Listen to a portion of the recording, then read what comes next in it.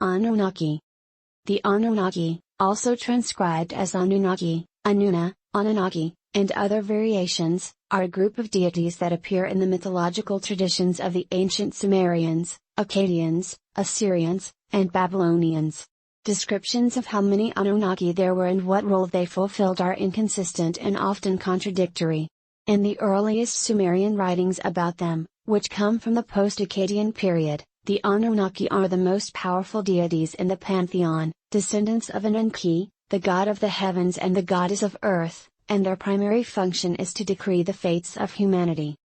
In Inanna's descent into the Netherworld, the Anunnaki are portrayed as 7 judges who sit before the throne of Ereshkigal in the Underworld.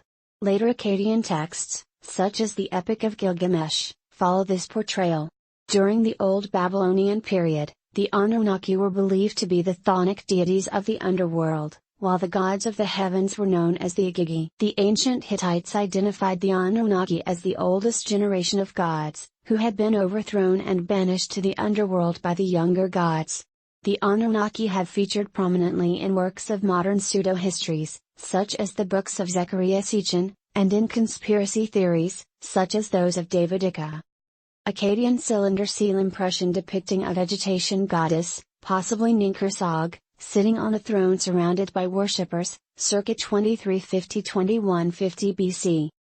The name Anunnaki is derived from An, the Sumerian god of the sky. The name is variously written Anunna, Danunakani, or Inanna, meaning princely offspring or offspring of An.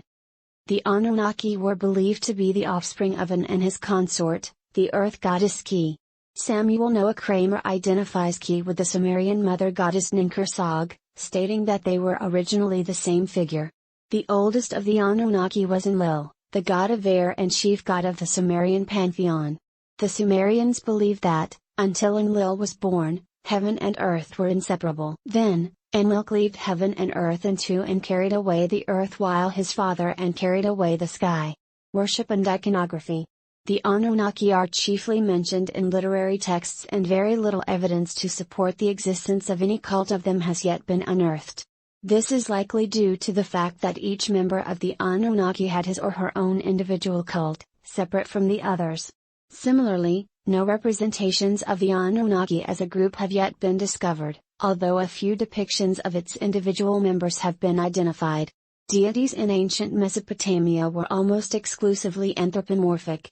They were thought to possess extraordinary powers and were often envisioned as being of tremendous physical size. The deities typically wore melam, an ambiguous substance which covered them in terrifying splendor.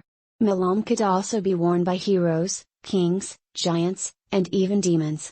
The effect that seeing a deity's melam has on a human is described as ni, a word for the physical tingling of the flesh. Deities were almost always depicted wearing horned caps, consisting of up to 7 superimposed pairs of ox horns. They were also sometimes depicted wearing clothes with elaborate decorative gold and silver ornaments sewn into them. The ancient Mesopotamians believed that their deities lived in heaven, but that a god's statue was a physical embodiment of the god himself. As such, cult statues were given constant care and attention and a set of priests were assigned to tend to them. These priests would clothe the statues and place feasts before them so they could eat. A deity's temple was believed to be that deity's literal place of residence. The gods had boats, full-sized barges which were normally stored inside their temples and were used to transport their cult statues along waterways during various religious festivals. The gods also had chariots, which were used for transporting their cult statues by land.